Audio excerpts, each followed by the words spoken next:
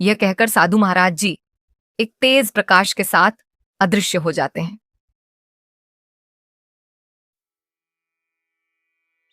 सुनाए जी, कब तक हम ऐसे ही जीवन काटेंगे? इस पूरे गांव में एक हमारा ही घर है जिसके यहाँ महीने के आधे दिन ही चूल्हा जलता है। शोभा और उसके पति की आर्थिक स्थिति इतनी अच्छी नहीं थी, पर शोभा बहुत दयावान थी।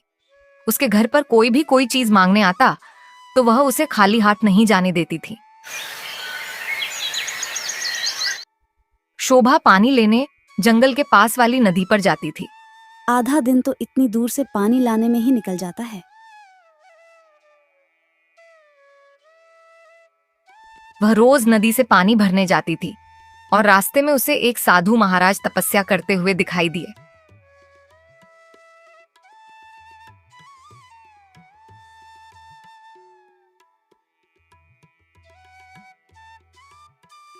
ये साधु महाराज अपनी तपस्या में ली है।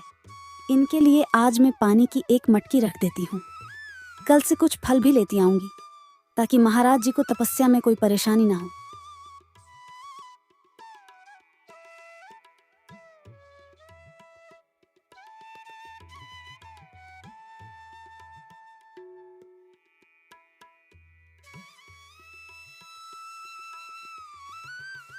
शोभा रोज नदी पर पानी भरने जाते हैं और रोज उन साधु महाराज जी के लिए पानी और कुछ खाने के फल रख के चली जाती है।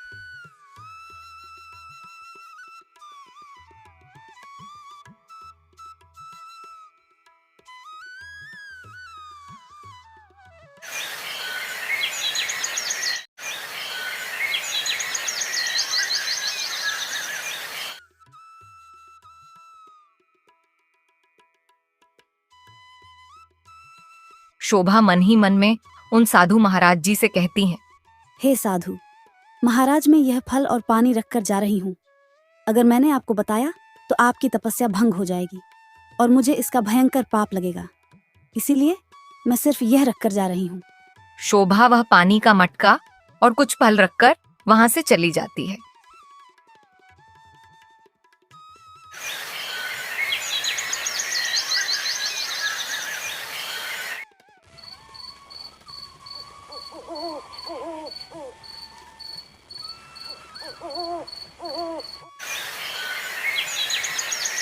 एक दिन शोभा पानी भरने के लिए नदी पर जाती है। तभी रास्ते में शोभा को एक जहरीला सांप डस लेता है और शोभा वहीं मूर्छित होकर गिर जाती है।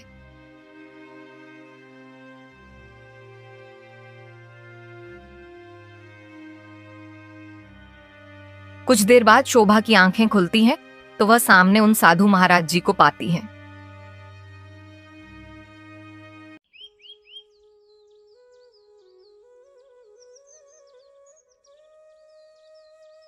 साधु महाराज जी, क्या मेरी वजह से आपकी तपस्या भंग हो गई है? यदि मेरी वजह से आपकी तपस्या में कोई भी बाधा आई हो तो मुझे क्षमा करें।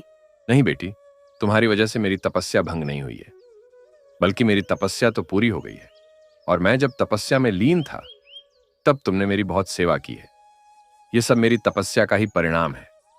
मैंने तुम्हें अपनी तपस्या के तप से और उसकी शक्ति से जीवित कर दिया है। तुमने मेरी बहुत सेवा की है। मांगो बेटी, तुम्हें क्या वरदान चाहिए? मैं आज तुम्हें एक वरदान दूंगा।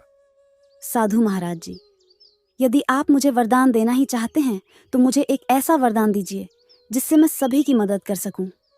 जब कोई परेशानी में होता है और मैं उसकी मदद करना चाहती हूँ, लेकिन मैं मदद नहीं कर पाती तो मुझे बहुत कष्ट पहुंचता है।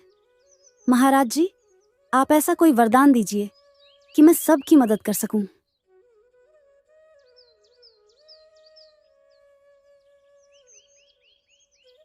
बेटी, मैं तुम्हें यह वरदान देता हूं कि जब भी तुम कोई चीज किसी को दोगी तो वो उसके हाथों में जाकर 2 गुनी हो जाएगी।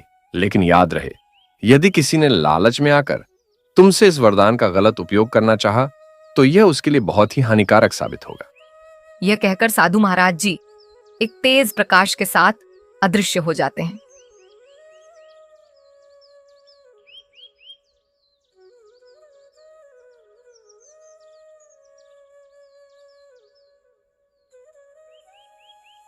शोभा भी घर लौट आती है।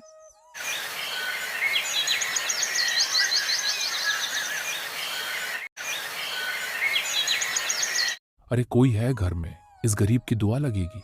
एक रोटी दे दो बेटा, सुबह से कुछ नहीं खाया है।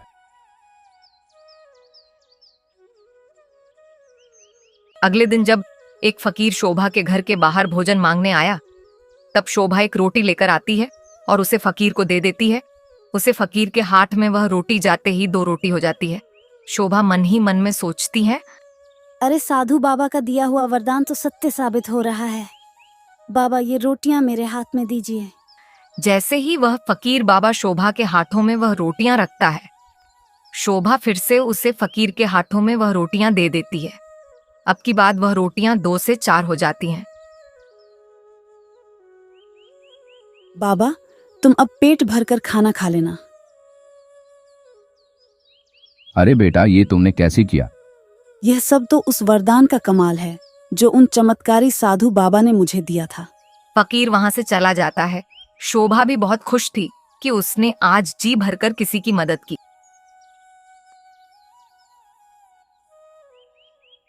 आज तो कितना अच्छा लग रहा है, चाहे मेरा पेट खाली हो, लेकिन मैंने किसी की मदद की और उसके चेहरे की खुशी देखकर मेरा पेट तो वैसे ही भर गया। धन्य हो वह साधु बाबा जिन्होंने मुझे ऐसा वरदान दिया। शोभा ऐसे ही गरीबों की मदद करने लगी। धीरे धीरे शोभा का नाम पूरे गांव में फैल गया। एक अमीर आदमी मूलचंद, जो शोभा के गांव का ही था, उसे भी शोभा के बारे में पता चला। यह शोभा नाम की औरत कौन है? मुझे इसका जल्दी से ठिकाने लगाना होगा, नहीं तो इस गांव में कोई गरीब नहीं बचेगा, और कोई गरीब नहीं बचेगा तो मुझसे कोई क्यों पैसे ब्याज पर लेगा।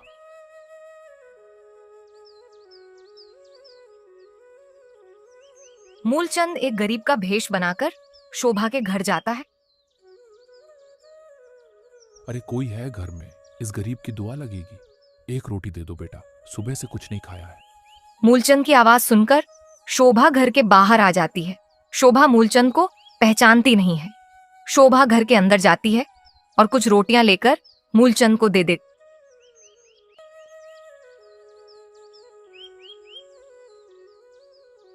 है। मूलचंद वह रोटियां लेकर शोभा के घर से थोड़ी ही दूर जाकर खाने लगता है। मूलचंद शोभा की दी हुई रोटियां में बेहोशी की दवाई मिलकर खुद ही खा लेता है। रोटियां खाने के बाद मूलचंद चलने लगता है। चलते चलते थोड़ी ही दूर जाने पर मूलचंद बेहोशी की दवाई खाने से बेहोश हो जाता है और नीचे गिर जाता है।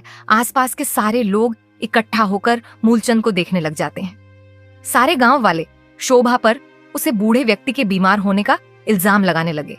ये सब तो शोभा की वजह से ही हुआ है।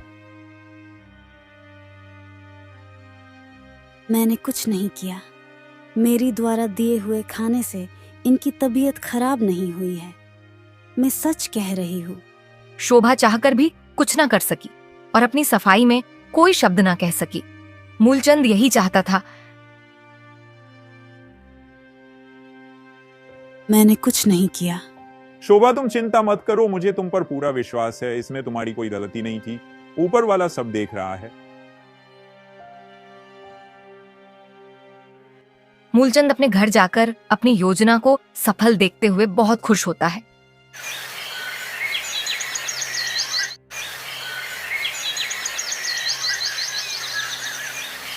पर जैसा उन बाबा ने उसे आशीर्वाद दिया था, मूलचंद के ऐसा करने से मूलचंद के सारे कारोबार धीरे धीरे खत्म होने लगे और उसे व्यापार में घाटा होने की वजह से वह बिल्कुल सड़क पर आ जाता है। मूलचंद के साथ यह सारी घटना इतनी जल्दी और एक के बाद एक घटना के कारण मूलचंद को अपनी गलती का एहसास होता है।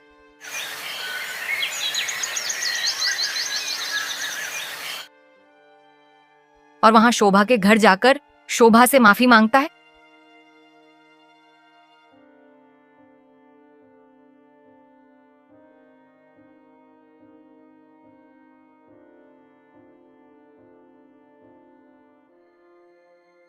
शोभा, मुझे माफ कर दो। मैं अपने अहंकार में इतना चूर हो गया था कि मैं ये भी नहीं सोचा कि तुम जो करती हो वह दूसरों के भलाई के लिए होता है, और मैं तुम्हें नीचा दिखाने के लिए यह सब कर रहा था।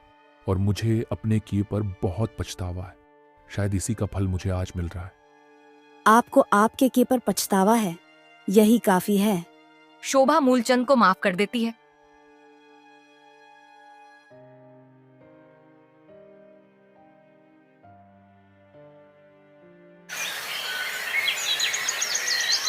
शोभा फिर से गरीबों की मदद करती है और पूरे गांव वालों को भी मूलचंद ने जो किया उसके बारे में पता चल जाता है।